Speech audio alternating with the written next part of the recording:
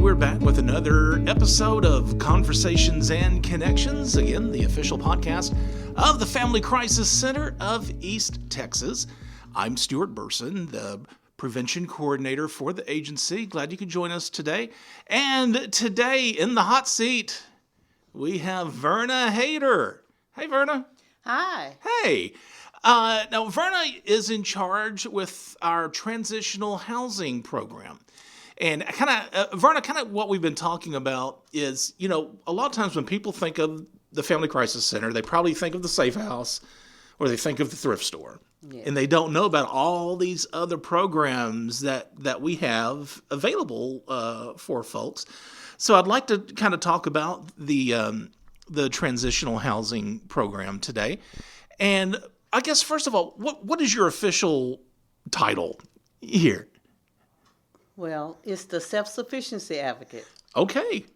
Very good. Self Sufficiency Advocate. Mm-hmm. So I guess we'll kind of start out broad and then maybe kind of narrow down a little bit as we go on. First of all, what is transitional housing? When we say transitional housing, what are we talking about? Okay. It's basically an extension from our safe house. It's a housing program that enables our clients to live in a safe environment, and they can live there rent-free while they can work on goals to become self-sufficient. Some of those goals can be finding permanent housing, getting a better job, going back to school, paying off debt, maybe getting custody of their children or protective order, whatever they feel like it's important to them to become self-sufficient. So this is like, I guess, the next step. After they've been maybe in the safe house for a while, they'll move to transitional housing.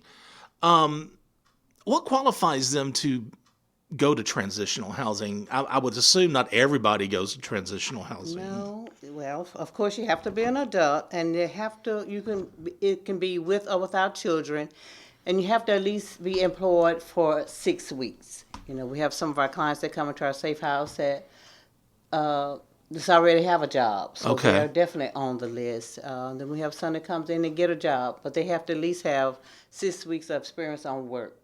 Okay. To qualify. So I'm assuming for them to be there, you said they must have a job. What are they responsible for? Do they pay the bills? Do they pay any type of rent or anything? How does that work? They are responsible for their electric bills, especially at our transitional. That's the only utility that they are responsible for. Okay. The apartment complex takes care of everything else. And they must, of course, be responsible for the supervision of their children and responsible for the care of the unit. We make sure that we encourage them to take care of the place. If they have a leak or something, to inform the landlord or inform myself, so that we can get those issues addressed. Okay, so you inform are we the landlord? Is the Basically, agency? we are, okay. Even though we're not the owner of one of our complexes that we have. Okay. But I'm the supervisor they contact. And if we need to contact someone, and then you're kind of the go-between, yes. I guess, so to speak. But if it's a leak or something, and they can turn off the water, or I also give them the maintenance to each place, where they can call someone to get assistance to come in. Okay. If I'm not available. So this is pretty much as if they were just on their own, almost. Yes, right? That's the program. That's the initial. Part of the program is for them to become self-sufficient, and that's, some may not have ever rented an apartment on their own, and this teaches them how to be responsible for someone else's place, making sure that things are taken care of, making sure that they pay their utility on time, which will build up a credit reference for them. And all of this is to become self-sufficient so they can move forward to that next step of moving into a permanent house. How long can they live there? The program is for up to 18 months. Okay. We do a lease with each tenant that we move in, each client, and that lease is for 6 months. And after that 6 months, we do an evaluation, and then we do a lease for another 6 months. That after 12 months, then we talk about permanent housing. What do you need to do to move forward? Do we need to start putting in applications to other apartment complexes, or maybe they're buying a home, and most clients don't stay there the whole 18 months. You know, they have a goal set to where I want to buy a house in 6 months.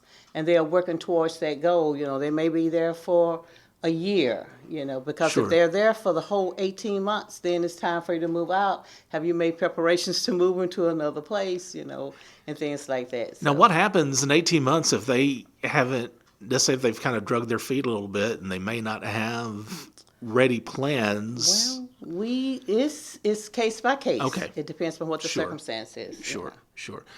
Uh,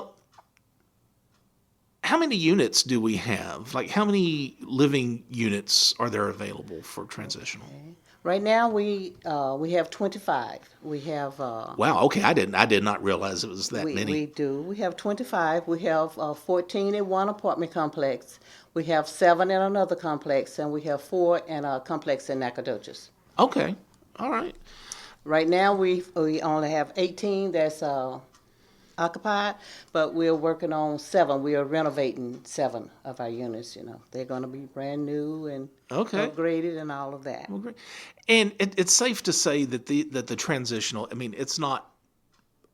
They're not marked, so there's still safety there involved, right? It doesn't say Transitional Housing, Family Crisis Center, and a big neon sign or anything like Only that. one is maybe I want to say secluded from other units, but most of them are in an apartment complex. With Well, and that other may be tenants. one of the best things. I mean, it's probably kind of hidden in plain sight, so to speak, to where it's not obvious.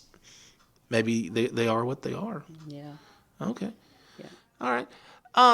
How long have we had? Has transitional housing been something that the Family Crisis Center has always had as part of the program? Well, I kind of looked into that, and it hasn't always been there, but it's been there in that 20-year range. I've been here for 14 years, so it was here about 3 or 4 years before I came in. Okay. And I was speaking with a young lady that's been here longer than I have, and she said it's been within the 20 years. Yeah. range.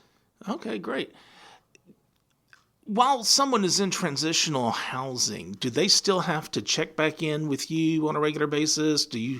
Are there still like regular meetings that you have with residents in transitional housing or support groups or things like that? Yes, clients they to have weekly contact with myself, and that can be by phone, email, just a drop by, Zoom, however they want to contact me. But it's supposed to be at least a once a week contact with me.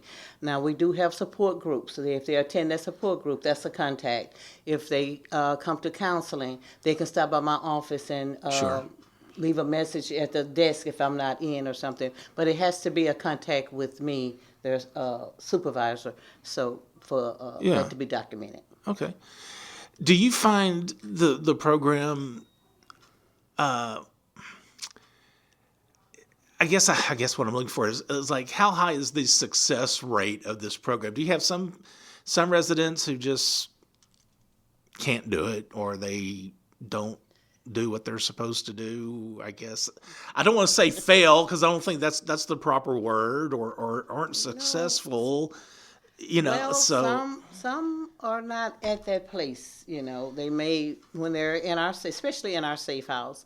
They coming in from an abuse situation, so it takes them a little time. They may get that job and they may be on that job for 6 weeks, and we give them the opportunity to go into transitional. But really, they're not ready. Some people have never lived on their own before, so that's an issue for them. Some decide this is not the area they want to actually live in, so they may decide to move out. Some have addiction issues, and that may, once they're on their own, and that may bring some triggers up. So it's just different things that they cause them to say. But majority of the time, it's free rent. And you have someone to kind of like supervise. You have all of these other services that we offer. So majority of the time, they actually succeed. now, is it up to them to approach you about getting into transitional housing, or do you approach them? Like, what determines that situation?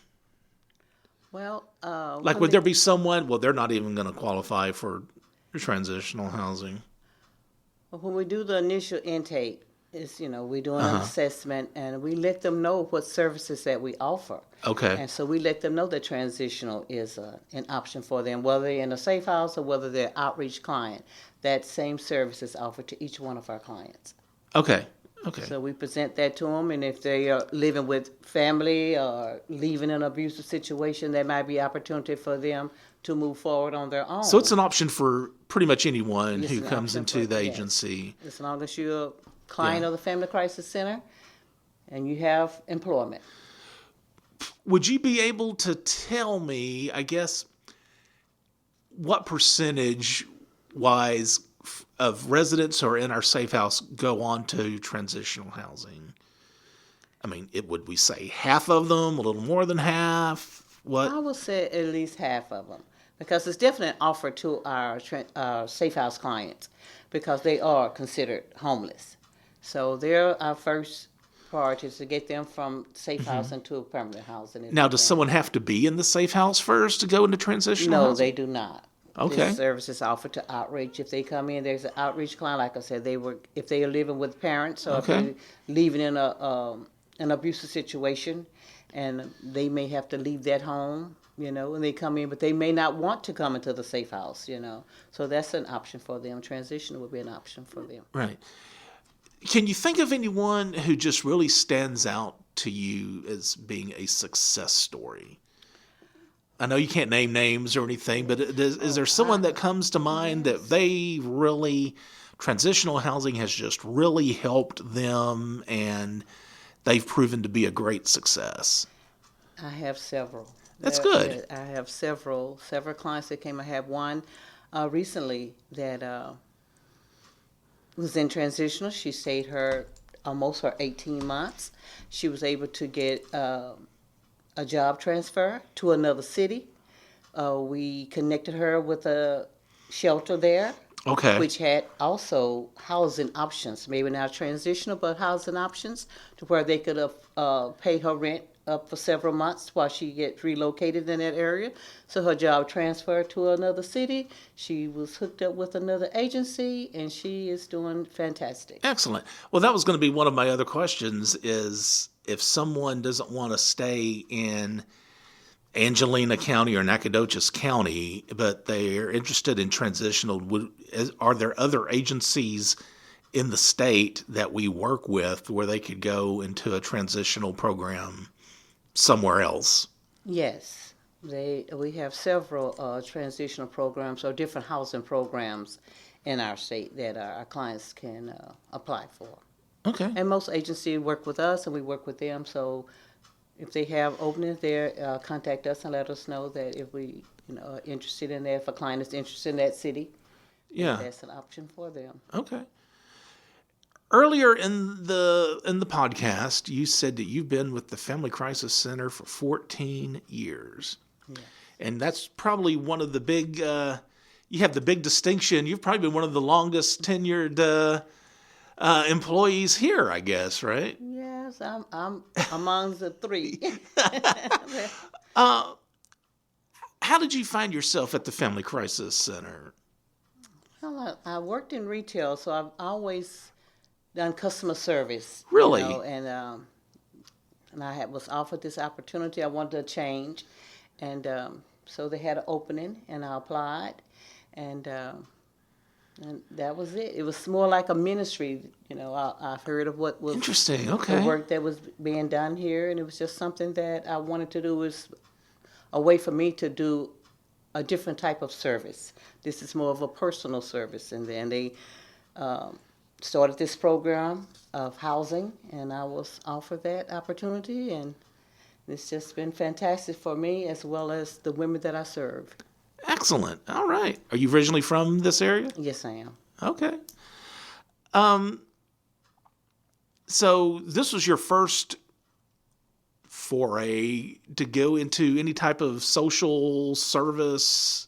You haven't done anything like that before coming here? No. Well, see, I even learned something new about you today. Most people here, you automatically assume they have some kind of a social or degree or something, and and things like that. So that's very interesting. I did retail for over 20 years. Where were you working in retail? Well, I worked at Kmart. Okay. For that many years. Really? I did. Okay. See, I was in retail management for a while, and it wasn't a good fit. Customer service is something, Well, great. Well, Verna, well, that's neat. Is there anything else that you can think of that we want to make sure folks know about transitional housing? I think, it's one of those things, like I said at the beginning of the program, probably a lot of people don't know that it's there. I mean, I learned a lot when I first came on board about all of the things that the Family Crisis Center does besides, again, the safe house and having the thrift stores. There's so many other things. Well, a lot of people think of it as just housing, and it's much more than that. It gives the women or men an opportunity to do counseling, to work on some issues that may not be just from the abuse that's going on at the time. It may be some past things that they've gone through. So counseling is a very important thing that I try to encourage them to take advantage of. We have budgeting classes. So we try to get them into parenting classes if that's something. We partner with different agencies throughout the city to make sure that whatever can be afforded to them, that we are able to give them referrals to those particular agencies. So it's not just, and it gives them an opportunity to encourage each other. They live in these apartment complexes. They know who they are. Other people may not know who they are. Yeah. And they take care of each other. So it's like a community to them. They look out for each other. So someone in transitional housing, like in one of the apartment complexes, they may or may not know maybe if their next door neighbor is part of transitional housing also, or would they? Or do they kind of know each other? I think they kind of know each other, and probably that's because of me. But we try to make sure that our units are together. Okay. That we're not spread out. You're not all over the place. Okay. The apartment complex. So, they kind of know. So this building would be, clients, and that will give them a sense of security to know that someone is there that's going through the same thing that they're going through. Yeah. And they're going to look out for each other. So we try to make sure that they are together, so they're not just spread out. So the apartment complexes that transitional housing is at, are they accommodating, or do they work with us well? Yes, they do. Even the maintenance men, they kind of know which women apartments are ours, and they make sure that they looking out. If I'm on site or something and they've noticed something, they ask if this is supposed to be going on or something like that. So it's kind of a safety thing all around. And some of the apartment complexes have security that maybe come through, and I encourage the women to introduce themselves, to these guys, to make sure that they have some security, so they know that they are there to kind of help protect them, even though they're not there for our clients specifically, but it gives them a sense of security. Okay, great. All right. Well, Verna, thanks a lot. I appreciate it. When I asked, Verna just gave me this sigh of relief. I asked Verna a few days ago, and I kind of had to put on my puppy dog eyes and say, Verna, come on, be on the podcast. It'll be fun. Well, I appreciate it. It's a great program, and I'm very happy to be able to well, thank you. Tell people about it. I appreciate it's a great service that we offer here at the Family Crisis Center. Great. If you have any comments or questions regarding the podcast, or if you have comments about what we've talked about today about transitional housing, you can email us. That email address is conversationsandconnections@fccet.com. Also, I do want to remind you, if you feel like you need our services for any reason, we do have a 24-hour-a-day, 7-day-a-week hotline number. That number is 1-800-828-7233. That's 1-800-828-7233. And remember, be the voice, if not for you, for someone else.